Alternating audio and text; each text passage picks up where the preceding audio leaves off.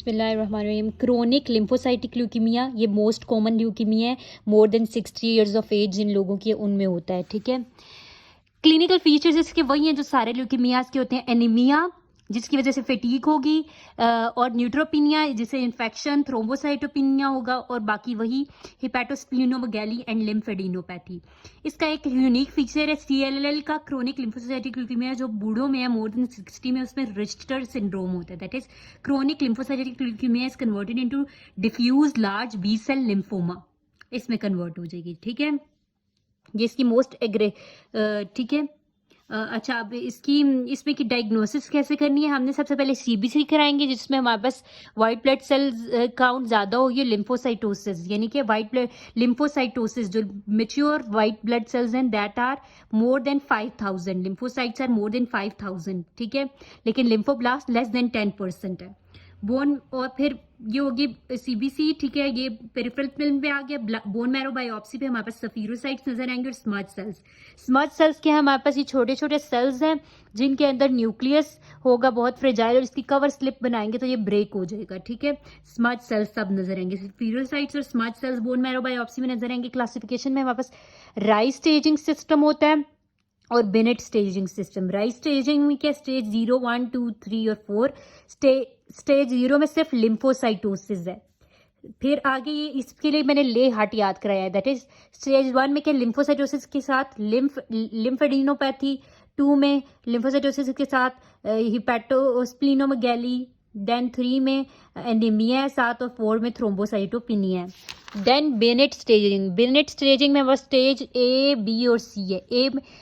ए में क्या है, नो एनीमिया और thrombocytopenia, less than 3 areas of lymphoid enlargement. B में भी नो एनीमिया और thrombocytopenia, more than 3 areas of lymphoid enlargement. Stage 3 में इसमें लिम्फॉइड इनलार्जमेंट की एरियाज को नहीं हम गिनते, बल्कि एनीमिया एंड थ्रोम्बोसाइटोपिनिया दोनों है। इसका ट्रीटमेंट क्या है? क्रोनिक लिम्फोसाइटिक ल्यूकीमिया जो मोर देन 60 ईयर्स में मोस्ट कॉमन है, इसका ट्रीटमेंट क्या है? स्टेज राइज स्टेजिंग 0-1 यानी कि लिम्फोसाइटोसिस या साथ में लिम्फेडिनोपैथी हो, या बिनेट स्टेजिंग 1 अभी एनीमिया थ्रोम्बोसाइटोपिनिया नहीं हुआ और लेस देन 3 एरियाज इन्वॉल्व है, इनकी ट्रीटमेंट नहीं है। लेकिन अगर राइज स्टेजिंग 2, 3, 4 है, या बिनेट स्टेजिंग B और C, तो फिर हमारे पास इसका ट्रीटमेंट है। That is FCR, fludarabine, cyclophosphamide and rituximab. अगर कॉम्बिनेशन ऑफ फ्लूड्राबीन और रिट्यूक्सिमैब है, that is superior to monotherapy. ठीक है, सपोर्टिव थेरेपी में एनीमिया के लिए हम ट्रांसफ्यूजन देंगे, इन्फेक्शन के लिए एंटीबायोटिक, ब्लीडिंग के लिए प्लेटलेट्स, हाइपोगैमाग्लोबिनेमिया के लिए इम्यूनोग्लोबुलिन रिप्लेसमेंट कर देंगे। इसके अलावा हम जो बल्कि डिजीज है उसके लिए रेडियोथेरेपी, और स्प्लीनोमेगैली के लिए splenectomy. Then we have chronic myelogenous leukaemia. Chronic myelogenous leukaemia जो है ये 40 से 60 ईयर्स के लोगों में होता है, और वो भी मेल प्रीडोमिनेंस है। इसमें क्या है, मोस्ट कॉमन क्या है, 95% इसमें फिलाडेल्फिया क्रोमोसोम होता है, जिसमें हमारे पास ABL gene from chromosome number 9 से आती है to the BCR gene at chromosome number 22, उस पे आकर जुड़ जाती है, और ये फिर इस तरह से शो कराती है। इसकी हमारे पास 3 स्टेजेस होती हैं, क्रोनिक फेज, एक्सेलरेटेड फेज और ब्लास्ट फेज।